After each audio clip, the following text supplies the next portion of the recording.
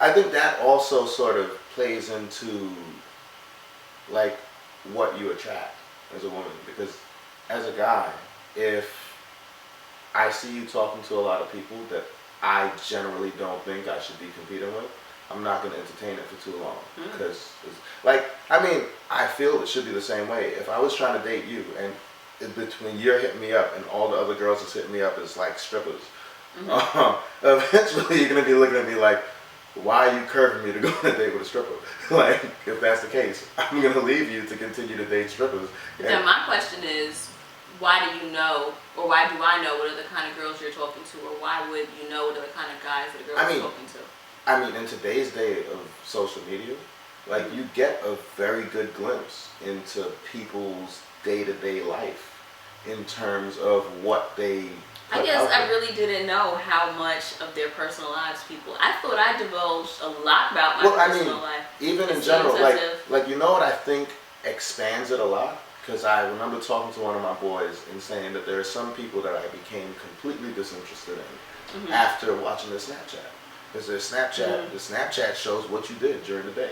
And if the bulk of your day consists of smoking, which for some people is what the bulk of their day seems to consist of, and like I'm seeing like a glimpse of some of the people around you, if none of that seems stimulating or attractive at all, yeah, like as to anything I'd want to touch the waters of my life. Exactly. So reasonably so. In a sense, you can't expect to attract anything other than those people around you if you don't change what you're doing on a day-to-day basis. Because like I have to look at it the same way. Like I said, I don't portray to be like a relationship genius because I'm single.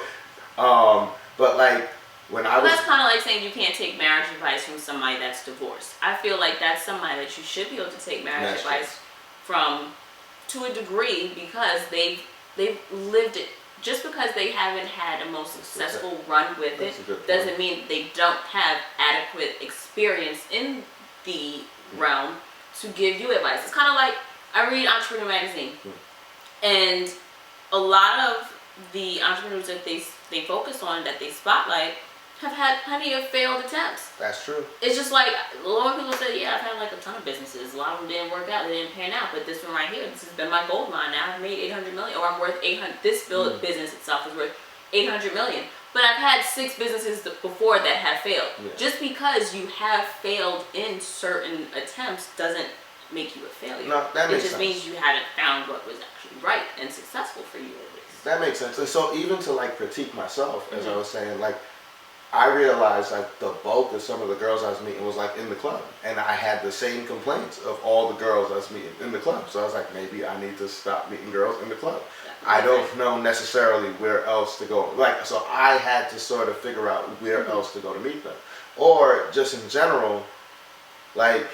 And but this also comes back to, and it's hard to explain as a guy, because I don't know what triggers it from one thing to another also.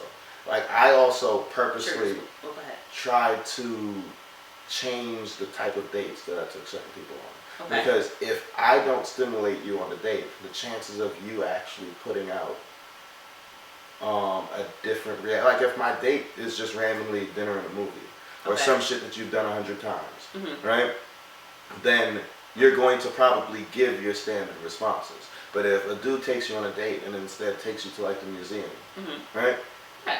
That's something different that you, I don't know who you go on dates with, but that might be a different type of date. So now, because he's put you in a scenario you're not accustomed to, right? Well, I wouldn't say, not accustomed to on a date. But it's more, now that he's shown that he's genuinely interested to the point where he will put thought into something. Because taking me out to eat doesn't imply thought. What will turn me completely off of someone is when they ask me out and then say, well, what do you want to do? No, bitch. You asked me out. What are we doing? And the interesting thing that I said as a guy, I don't know where the trigger is there's sometimes when I put a lot of thought into what I want to do with someone, and there's other times where I just don't give a damn. And I really wish that I could tell you as a guy what separates the girls ready. I'm like, all right, let's go grab food. And the girls were just like, oh, I gotta take her on a date. What the fuck does she like? And that's when I started thinking up random creative shit. Like, let's go do karaoke, or let's go to, like, I remember I randomly discovered people want to steal my date ideas now. But, they're great. Share. I'm sure like, people appreciate you for them. There's, like, the American Museum of Natural History. My favorite museum! They have a party in there on the first Friday of every month. Are you serious? It's a kick-ass telescope, which is supposedly the best place in New York to look at the moon. Because I think there's 2 American museums. Why didn't I fucking know this? There's another one because, like, I legitimately had to look that up because I took a girl out someplace talking about loving the moon. So I was like, well, fuck it, then I got to find some moon-related shit to do. So, that's pretty fucking awesome. But, like, now, what separates the fact that I did all of that to talk to her, and then there's other women that it really is, what are you doing? I don't know, when we... Like, some people I just try to skip straight to Netflix and chill. Like, I don't even want to... sometimes I don't even want to put in any effort past... so you don't live that far. You could actually drive to me. And not even mad at you, Jay. So, like, and I really don't know what the difference is. The only thing I could legitimately think, and I've had this conversation, like this, I remember from some of my conversations with my female friends, is if I ever had a daughter, the only thing I'd tell my daughter is never settle for something you don't like. Because the minute you settle, you never go back to what you settled from. Or at least I don't think so.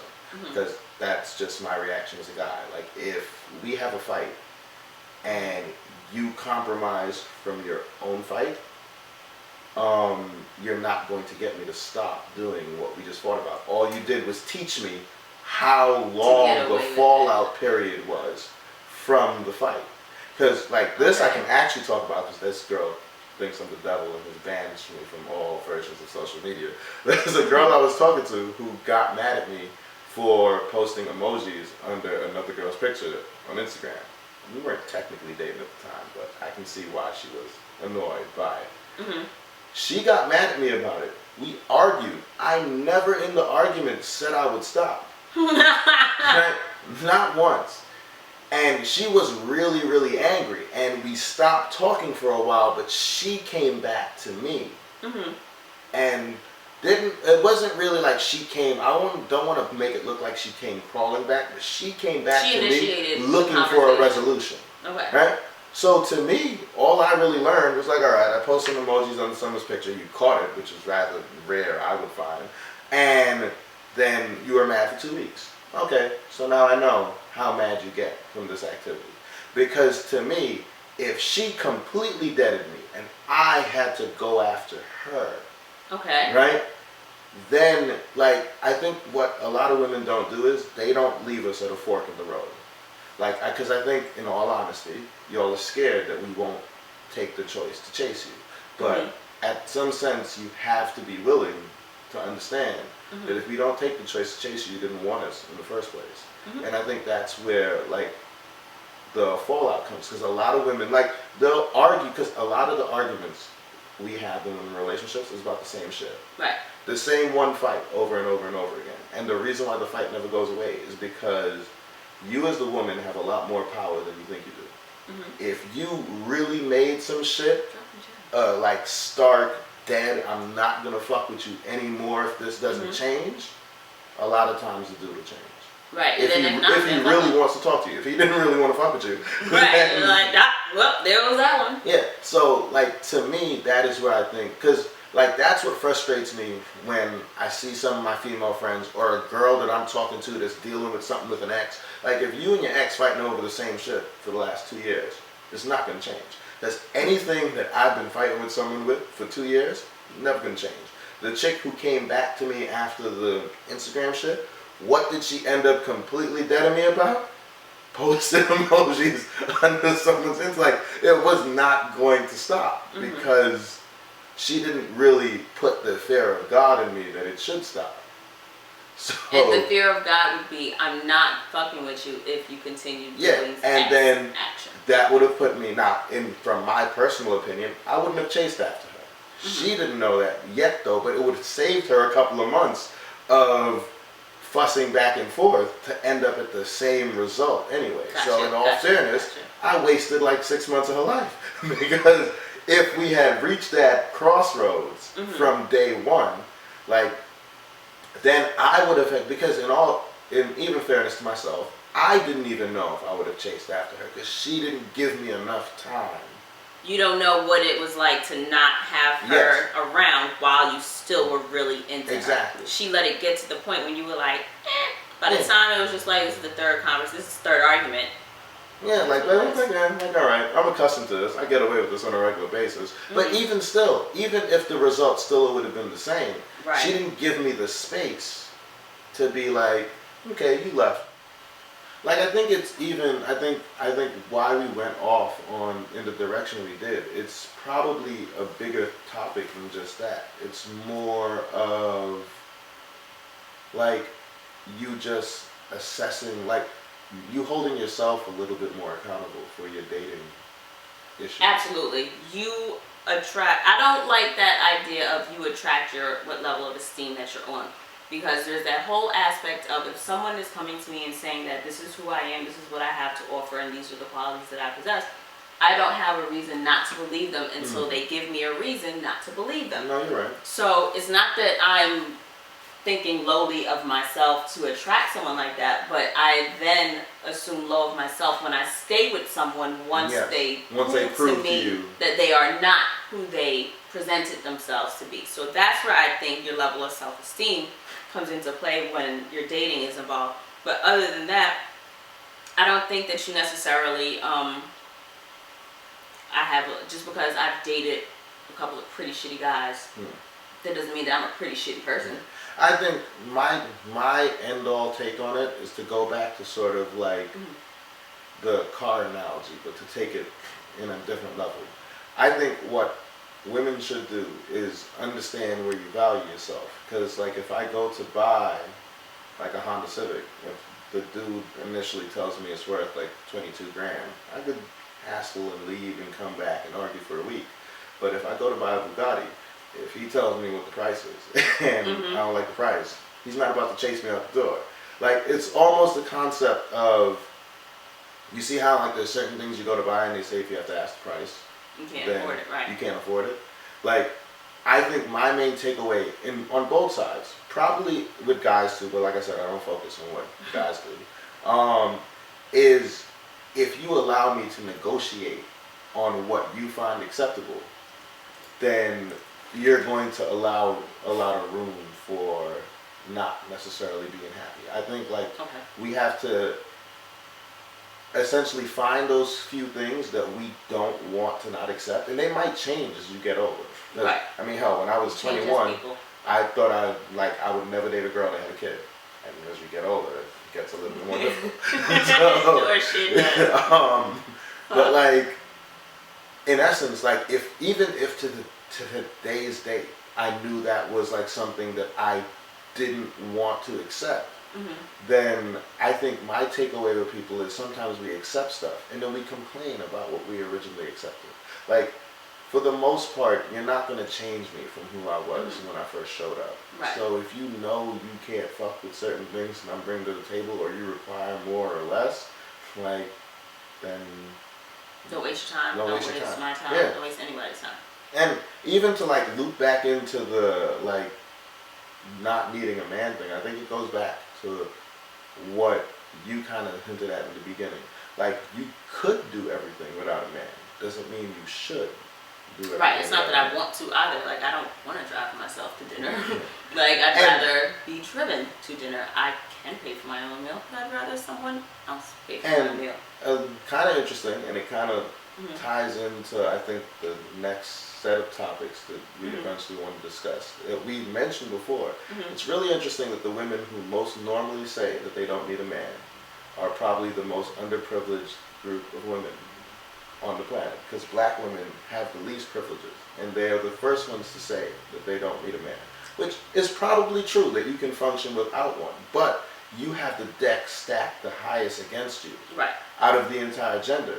Where the woman who most likely can survive without a man, which is a white woman, Mm-hmm. generally never says that.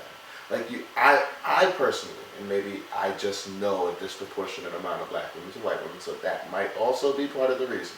But I have never heard a white woman say those words in my life. I think also it could be because we have So the many deck stacked stacked against so you. high against us, we have to be raised and trained to be able to do for yourself because people are willing to do less for you. Yes. That, I believe, is a large part of it also. Because we're taught to do so much on our own because we have to do so much on our See, own. that's interesting. I never looked at it that angle, but yes. You know, I see your entire, like my entire life, my mother always, raised me, this is how you do something. This is how this is done. This is how you do this. It was about me doing for myself so that I never needed to rely on anyone else. So even, like I always joke where I say I'm going to marry rich. But I know I'm just going to be successful on my own. It's just always, well, if I'm financially successful and if I'm professionally successful and I'm happy in my career, why would I want anything else from my partner? So I intend to marry rich, not to just sit home and do nothing. Like I always said that even if I would love to be a stay-at-home mom. Yeah. I wholeheartedly want to be a stay-at-home mom. But I could never not work. I would always have a hustle. I have a full-time job and I'm doing this on my weekends. You know what I mean? Because this is what I love doing. This is what I enjoy doing. If I had the ability to do this full-time where this could be my work, or I always said like I would just write. I'd write children's stories. You know what I mean? Like I just don't need to work for someone else to work. I would just do my own thing and make money that way. I could always find a way to make money. An interesting spin on it though is that you almost have to, like, and this might just be how I was raised, but I think culturally, because I think, as I'm West Indian by culture, like, culturally though, to a lot of men, part of a functional, like, marriage is that there's certain things that I feel uncomfortable if you end up having to do. Like, in all fairness, like, I know that a woman can like fix stuff in the house and mow the lawn and all this other stuff. But as a guy, like I was just brought up in a household where if something breaks, sort of like, although now it's not really that great a reference, but sort of like the Cosby Show. If something breaks, he tries to fix it. He doesn't say, "Hey Claire, the sink is broken." Like go, like, and it's not to try say your hand at it because you're a capable woman. Yeah, it's not to say that she can't. It's just to say like that is his traditional role to do such. But as an American, I'm not West Indian at all. Yeah. A lot of my friends swear I am. You know, Dave thought I was West Indian. He thought I was Haitian for like 5 years. Like, it was like a year. Yeah, that too. That group. He was like, D, you're not Haitian? I'm like, Dave, I've never been Haitian a day in my life. Except for that weekend I was Haitian with Tracy and the crew. Hey guys. But yeah, so that was the dynamic of our household. My mother did the raising of the children. Yeah. She did the disciplining, the education, the cooking, the cleaning, whereas my dad was the worker. He's the manual labor guy. He's the one that's going to go out, make sure the lawn is taken care of, that everything in the house is working. When, granted, my mom knew how to fix, like when the boiler went out, my mom knew how to go downstairs and flick it on if my dad was at work or something like that. So it's not that she wasn't able to, but if my dad was home, he was definitely the one going downstairs to do it. Like, so I have no problem with that, but being a woman that has lived alone, I also know how to fix a lot of shit around the house. Like I tried to install like the mirror I was showing you that me and my dad put in there. I definitely tried to do that shit by myself. But until I called him and was just like, hey, so what kind of screws should I use? And he's like, do you have a drill? Do you know what the beam is? Do you have a level? And I'm just like, so you're gonna do this. Just so you know, you have level on your phone. Yeah? Yeah. iPhones have level. That'll be tomorrow's project. We gotta put the other one in. But like, I get you, and I think it all ties back to like, you could do everything on your own. But granted, you shouldn't have to. Right, and I don't, just because I can do for myself doesn't mean that I want to do for myself. I would love to have that partnership where there is someone to share the responsibility with, but also that does not equal a need for. And that's I think from a guy's symbiotic perspective, where I think the miscommunication comes from guys, it was at least me and women. Mm-hmm. I don't need you to tell me you can do it on your own. I fully believe that you can. So you don't have to remind me all the time. Well, some men think that way. Other men think, well, why would you be able to do this? Well, because I lived by myself for the past 10 years. You know? And I think, in a sense, though, and this is just me looking from, like, if you're looking to find a supportive guy, if the guy is supportive of you, you'll figure that out. If he's a chauvinistic asshole, you'll figure that out pretty quickly, like early on. And then it'll be on you to dismiss him. But the other guys don't necessarily need to be told. Like, we go into this. Like, part of the attraction to you might be that you are fully functional on your own. So you don't need to remind us every 15 minutes. So, okay, like, I get your point. Like, that's all I'm saying. Like, I think that is a bigger turnoff than women think that it is. And I don't want to sound chauvinistic as I'm trying to tell you not to be part of that whole, like, movement and everything, but you don't need to tell me every 15 seconds. That's like if I told you every day that I have a really good job. That's nice. Yeah, I get your point. I get your point. And I think that is where, like, my Facebook status originally came from. Like, I know what y'all can do. You don't have to tell me. And if you keep telling me, it becomes a little overbearing. So I think ultimately our takeaway from this is that nobody needs anybody. And I guess it's more of a semantics thing where even though, now again, can't speak for everybody. Just speaking for you, I'm speaking for me. So I can't say that everyone that says that, because I don't need a man, but I'm not out here promoting that I don't need a man. So I can't necessarily speak for the women that are putting on their Facebook status, I don't need a man, I can do blah, blah, blah. I know I can do it by myself. I don't need to put it out there. I'm not intending to always do this by myself, so maybe that's why I'm not putting it out there. And also, I'm just not someone that just shares stuff like that on Facebook. I think maybe the purpose of even this conversation is to have them see it from a different angle, because they might not be looking at it. But I think also what you had mentioned earlier was like the person that's always promoting that type of negativity always seems to end up in those situations. Like I have an associate on Facebook that is always talking about some bitch that's this, and oh, you got the wrong one, and nah, I'm a fuck you up, and she's always in some type of beef. It's always just something, and it's just like that same thing. Just like, why do I always know that? Why are you so quick to share this on Facebook? And it's like you're emanating that, you're radiating that negativity for you to spill it out onto social media for everyone to be in your business. It's one thing if you're just going through things and they just happen to be patterns in your life. But when you're just like repeating it and putting it out, that's going to bring it back to you. And I think that for those women that are putting it out there, I can see how a regular ass person, a regular good guy in the world can be like, nah, Mom, good. So I was interested initially, but after 6 months of following you, it's just like, nah, I don't need that. I don't need that stress. It's like, I mean, I get paid to be stressed. I don't need to be stressed in my time off. So I get it. There in a nutshell, folks. He dropped the gems. Jay dropped some gems. And I don't even know if it may have gotten cut off before. I'm like, Jay's gonna be mad because she's dropping all these gems. But he was like, no, they're not. Girls ain't gonna listen anyway. So I guess, ladies, listen to the good advice. Don't do the stupid things. And guys, just... I mean, we probably all listen to the same advice too. We just gotta not be stupid sometimes, I guess. Never stupid.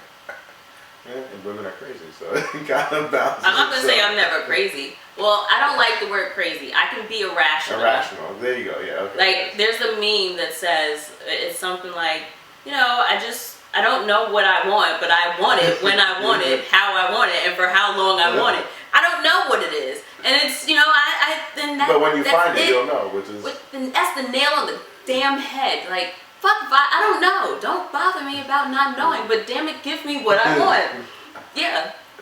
And it makes sense to me. I get it. So I get why men are stressed dealing with us, especially people like me.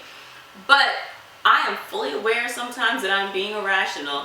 And I will segue into that and say, to someone that has to deal with things. Like, I understand this is confusing for you. Yeah. I understand this is a little bit stressful as well. But I'm expecting for you to handle this like a fucking champ. You know, the same way I'm dealing with it. That's true. Makes sense. So guys, take the gems. Yeah. Run with them. Thanks for watching. Oh, where can people find you? Facebook. You're gonna tag me in the Facebook video, I assume. Right? Yeah, so when I get on Facebook, I'm obviously gonna tag you, so I'll do that. But I'll put like a link in the description box for Jason McKenzie on Facebook. Yeah, Jason McKenzie on Facebook. I think I recently changed my Instagram name, so I forgot it. JPeso0902 on Instagram. My Instagram is normally jokes and nonsense though, so it might offend you. Like, my Instagram is never how I'm feeling during the day. It's legitimately shit that I find that other people posted that's funny. Right, so that's how I feel about my Facebook. It's just things that I think are funny. But yeah, people can find me if they really want to. I'll tag him. You'll see it on the screen or something. Yes, and I'll be back eventually. Bye guys.